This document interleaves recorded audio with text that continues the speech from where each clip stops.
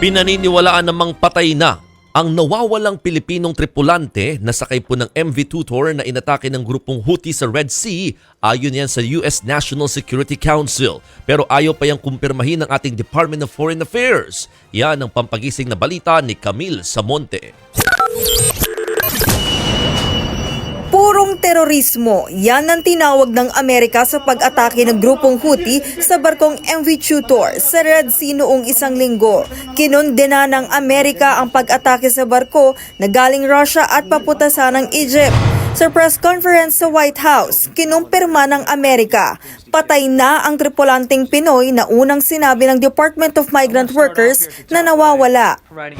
The Houthis attacked the Liberian flagged, Greek-owned, and operated bulk cargo carrier merchant vessel Tudor, killing a crew member who hailed from the Philippines. This is pure terrorism. There's simply no other word for it. Ang mga pag-atake ng Houthi rebels sa mga barkong dumaraan sa Red Sea ay bilang pagsuporta nila sa Palestine sa gitna ng bakbakan ng Israel at Hamas. Giit ng Amerika, walang kaugnayan ng MV Tutor at ang isa pang barkong inatake rin ng Houthi sa giyera ng Israel at Hamas. The Houthis killed an innocent crew member from the Philippines and critically wounded a Sri Lankan sailor who were guilty of no crimes, who were simply doing their jobs as professional mariners. They weren't delivering arms to Israel. They weren't taking sides in the Middle East.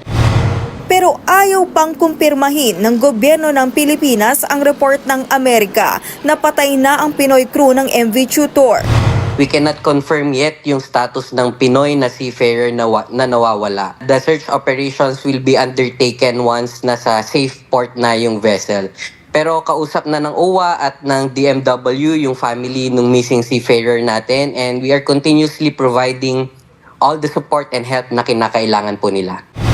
Ayon kay Foreign Affairs Undersecretary Ed De Vega, hindi nila alam kung ano ang basihan ng White House pero umaasa silang buhay pa ang tripulanteng Pinoy. Nasa 22 Pinoy crew ang sakay ng MV Tutor nang atakihin ng mga rebelde pero 21 lang sa kanila ang nakauwi ng Pilipinas kahapon. Kasunod ng insidente, pinag-aaralan na ng DMW kung kailangan ba ng total deployment ban sa mga barkong dadaan sa Red Sea. Sa ngayon, may direktiba sa mga ship owner na umiwas sa Red Sea. May right to refuse policy rin kung saan pwedeng tumanggi sa deployment ang tripulanteng Pinoy.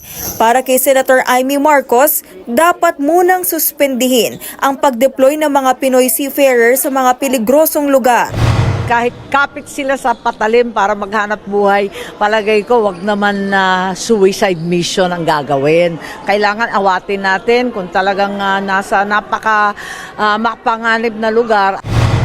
Sang-ayon dyan ang union ng mga seafarer. If you cannot avoid it, and then we have a list of things that we want to be done so that our seafarers can enjoy some benefits. Mahirap nga mag-transit dito sa mga lugar na to.